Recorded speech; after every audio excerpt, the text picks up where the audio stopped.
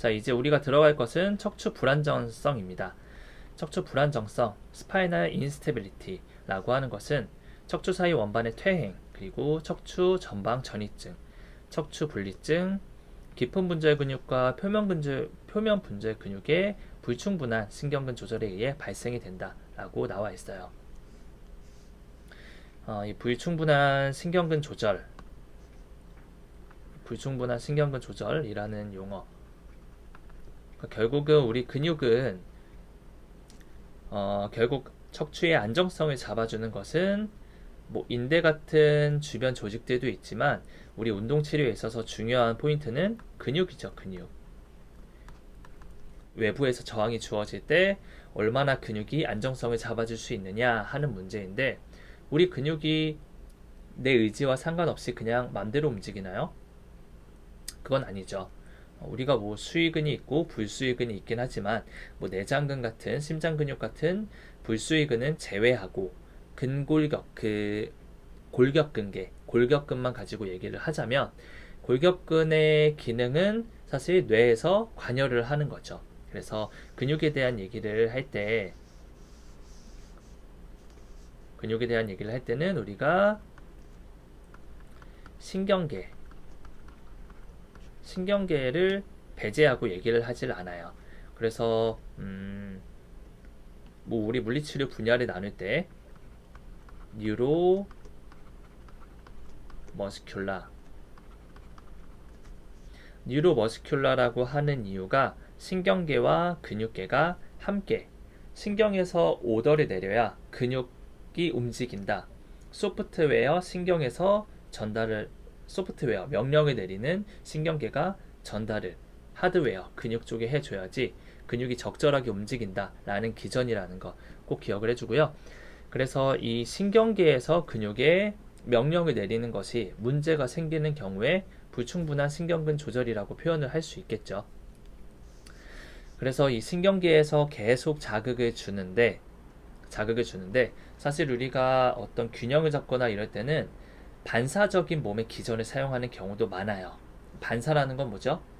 반사는 아까 전에 얘기했던 것처럼 수의적으로 뭔가 신경에 집중해서 행동이 나오는 것보다는 어찌 보면 이분법으로 생각하자면 의식적인 것보다 무의식적으로 나오는 것이 우리가 반사의 기전이라고 간단하게 이해를 하면 되겠습니다.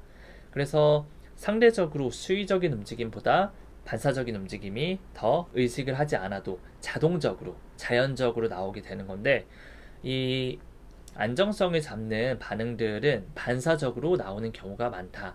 그렇기 때문에 신경계가 반사적으로 근육을 수축을 하는 것에 문제가 생기는 경우에도 이 척추의 불안정성이 생길 수도 있다라는 점까지 깊게 들어가면 이 내용까지 여러분들이 알고 있으면 임상에 나가서 굉장히 많은 도움이 될 것 같습니다.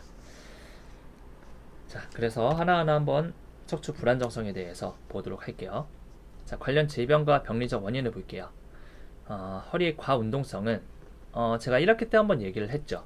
여러분들이 안정성이라는 개념 그리고 유연성이라는 개념, 안정성이 좋아야 한다, 맞는 얘기고요.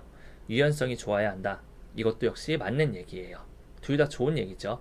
근데 여러분들이 안정성이 좋다, 유연성이 좋다라는 것만 맹신을 해서 무조건 안정성 운동을 하는 게 좋고 유연성 운동을 하는 게 좋다라고 머릿속에 넣어놓으면 안 된다라고 얘기를 했죠. 안정성이 높은 것에 대한 장점은 굉장히 그 말 그대로 안정성이 좋기 때문에 어떤 외부의 자극이 흔들리지 않는 것이 장점이겠죠. 대신에 안정성이 너무 강하게 되면 이거는 오히려 뻣뻣함이 될 수도 있는 거예요. 이 안정성이 너무 강하게 되면 이게 오히려 뻣뻣함이 되어서 장점이 아닌 단점이 될 수 있다는 거. 그런 사고에 대해서 1학기 때 제가 강조를 좀 많이 했고요. 반대로 유연성이 같은 경우도 유연성이 좋으면 좋지만 너무 유연성이 좋게 되면 이거는 과운동성이 되거나 혹은 불안정성이 될 수도 있다. 그렇기 때문에 너무 유연성만 강조를 하는 것도 문제가 될 수도 있다 라고 얘기했던 거 아마 기억이 날 거예요. 그래서 여기서 나오는 얘기대로 지금 위에서는 불안정성에 대해서 안정성에 대한 개념으로 얘기를 한 거죠. 안정성에 대한 개념으로 얘기했을 때 불안정성이라고 할 수 있고요.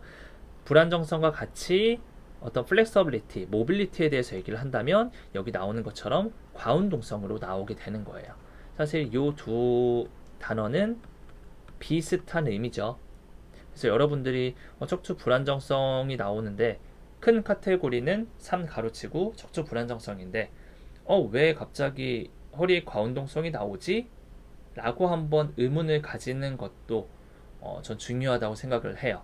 만약에 그냥 이거에 대해서 의문도 갖지 않고 지나갔다면 불안정성이나 과운동성에 대한 개념을 잘 모르고 있거나 아니면 그냥 눈으로만 그냥 읽기만 하는 거, 독해가 아니죠. 해석을 하고 뭔가 내가 머릿속으로 생각을 하고 사고를 하는 게 아니라 그냥 글만 읽으면서 단어를 그냥 외우는 느낌으로 공부를 하고 있을 수도 있다라고 생각을 해요.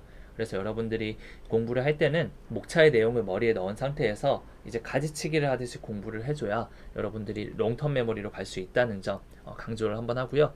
그래서 척추 불안정성에 대한 카테고리에 대한 내용인데 왜 갑자기 뜬금없이 과운동성이 나오지? 안정성과 운동성은 다른 얘기 아닌가? 라고 의문을 하면서 왜 나올까? 라는 식으로 생각을 하는 거, 그런 식으로 공부를 했으면 좋겠습니다. 그래서 어쨌든 불안정성과 과운동성은 같은 얘기다라고 얘기를 했고요.